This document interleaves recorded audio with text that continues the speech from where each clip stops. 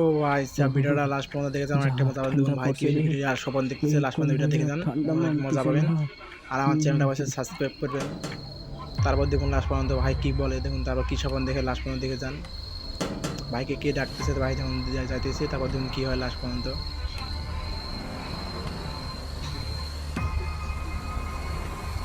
ও ভাই ভাই যাতে আগে তখন তো আর কী হয় দেখুন লাস্ট পর্যন্ত।